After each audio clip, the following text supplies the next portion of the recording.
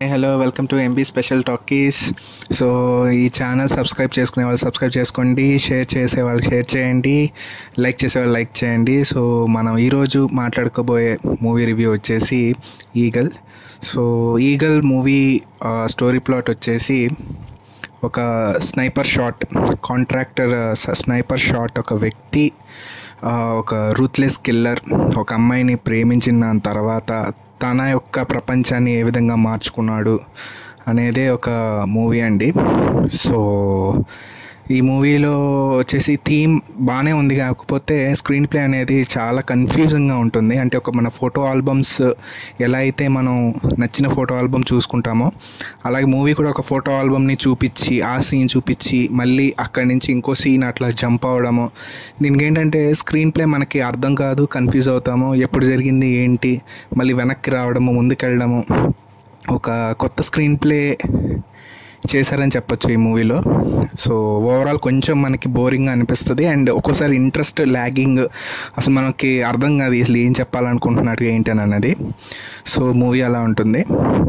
And ఇంకోటి మూవీలో అర్థం కాని స్టోరీ లాజిక్ ఏంటంటే పత్తి అనేది తలకోన అనే ఊర్లో పత్తి అనేది అక్కడే డెవలప్ అవుతుందని అనేది హీరోకి ఎలా తెలిసింది, హీరోయిన్ అదే ఊరా, సో అనేది ఆ మూవీలో ప్రస్తావన చెప్పలేదు. సో అందుకనే మనకి కొంచెం అదొకటి నాకు ఇల్లాజికల్ అనిపించింది. సో ఓవరాల్గా ఒక మెసేజ్ ఓరియంటెడ్ అనిపిస్తుంది. అంటే ఏంటంటే కేవలం వెపన్తోనే మనము ఈ ప్రపంచానికి ఒక మంచి కూడా చేయొచ్చు అనేది ఒక మూవీ లాగా చెప్పడం జరిగింది. సో స్టోరీ ప్లాట్ అయితే కొంచెం బాగానే ఉంది, కానీ స్క్రీన్ ప్లే వల్ల కొంచెం మనకి కన్ఫ్యూజింగ్ అనిపించింది. అండ్ పెర్ఫార్మెన్స్కి వచ్చేసరికి రవితేజ గారు యాజ్ ఇట్ ఈజ్ నాకైతే మూవీ చూసినంతసేపు ఒక టైగర్ నాగేశ్వర్ రెడ్డి ఆ మూవీలో ఏదైతే మనకు పెర్ఫార్మెన్స్ కనిపించిందో అలాంటి పెర్ఫార్మెన్సే మళ్ళీ రవితేజలో మనం చూడటం జరిగింది. అండ్ ఇందులో హీరోయిన్ కూడా చాలా బాగా స్కోప్ బాగానే ఉంది. అండ్ అనుపమ పరమేశ్వరన్ హీరోయిన్కి వచ్చేసిన తర్వాత అక్కడ ఆమె క్యారెక్టర్ వచ్చేసి మన కేజీఎఫ్లో ఏదైతే హీరో ఇంట్రడక్షన్ చెప్పేటప్పుడు కథ చెప్పేటప్పుడు ఎలా వింటుంది, సో ఆ సీన్స్ అన్నీ మనకు అలాగే కనిపిస్తాయి.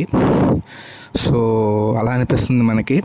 బట్ ఓవరాల్ మూవీ ఓకే, కానీ మనకి అంతగా ఇంట్రెస్టింగ్గా అనిపించదు. అండ్ ఇందులో నవదీప్ కూడా చాలా బాగా చేశారు ఒక supporting role. And as it is villain character అయితే ఇది విలన్ క్యారెక్టర్ అని కాదు, ఇందులో సినిమాలో విలన్ అనేది లేదు, కాకపోతే సిచ్యువేషన్కి తను అర్థం చేసుకునే విధానం బట్టి అలాగైంది.